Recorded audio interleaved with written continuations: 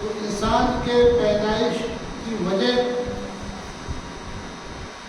صرف اور صرف یہ ہے کہ اللہ رب العزت نے انسان کو بنایا ہے، اسی لیے پیدا ہی اسی لیے کیا ہے تاکہ وہ اللہ کی عبادت میں مصروف رہے۔ میں نے اس سے پہلے جمعے میں کہا تھا کہ عبادت کو جو مفہوم ہمارے ذہن میں ہے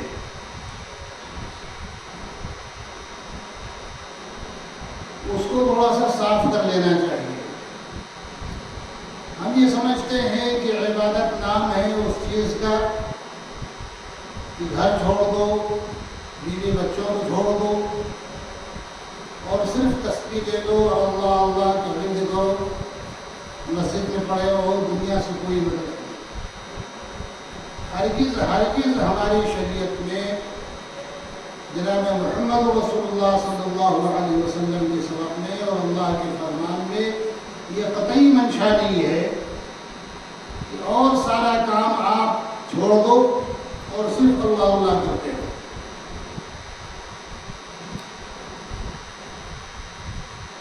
ہم جو بھی کام کریں گے اپنے دل کا رخ صحیح کر لیں، نیت صحیح کر لیں اور وہ کام صحیح ہو، وہ کام جائز ہو، رخ صحیح ہو، نیت صحیح ہو، تو وہ کام ہمارے لیے اللہ رب العزت عبادت بنا دیں گے۔ اور اگر کام بھی صحیح ہو، رخ نہ صحیح ہو، نیت نہ صحیح ہو تو وہ عبادت نہیں کرے۔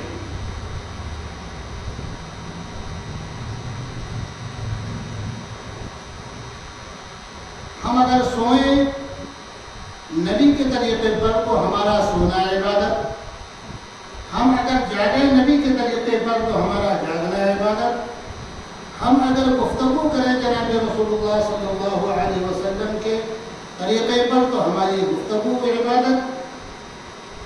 غرض یہ کہ ہمارا ہر کام اگر صحیح نیت پر ہو اور صحیح رخ پر ہو، صحیح نیت کے ساتھ ہو تو وہ کام ہمارے لیے اللہ رب العزت عبادت میں شمار کر دے۔ کھانا کھانا ہے اور کھانا ہماری ضرورت ہے، استنجا ہماری ضرورت ہے، کپڑا پہننا ہماری ضرورت ہے، لیکن نبی کے طور طریقے پر اگر ہم نے کھانا استعمال کیا، کپڑا استعمال کیا، گولو براز سے فارغ ہوئے، پاخانہ اور استنجا سے اگر ہم فارغ ہوئے اور نبی کے طریقے پر ہے تو وہ عبادت ہے، اور اگر نبی کے طریقے پر نہیں ہے تو عبادت نہیں۔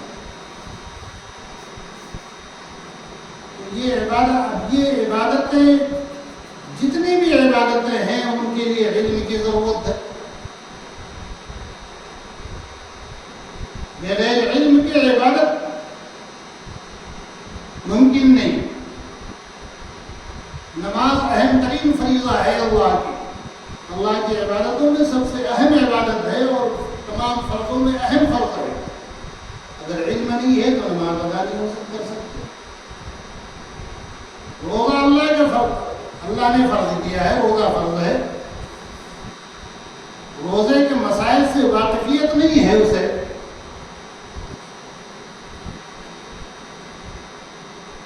تو روزہ کی ادائیگی نہیں ہوگی۔ حج کرنا ہے، حج کے لیے علم چاہیے، حج ہم کیسے کریں، کتنے فرائض ہیں، کیا کیا چیزیں منع کی گئی ہیں۔ غرض یہ کہ جتنی چیزیں ہیں وہ ساری چیزوں کو عملی زندگی میں لانے کے لیے علم کی ضرورت ہے۔ بغیر علم کے کوئی عمل ممکن نہیں، نہ نماز کی ادائیگی ہو پائے گی، نہ روزہ مقبول ہوگا، نہ حج قبول کیا جائے گا۔ اس لیے جناب رسول اللہ صلی اللہ علیہ وسلم نے ارشاد فرمایا، طلب العلم فریضۃ علی کل مسلم۔ ہر مسلمان پر جس نے یہ اقرار کر لیا کہ اللہ کے سوا کوئی معبود نہیں، محمد صلی اللہ علیہ وسلم اللہ کے رسول ہیں، اس شخص پر دین کا علم سیکھنا فرض ہے۔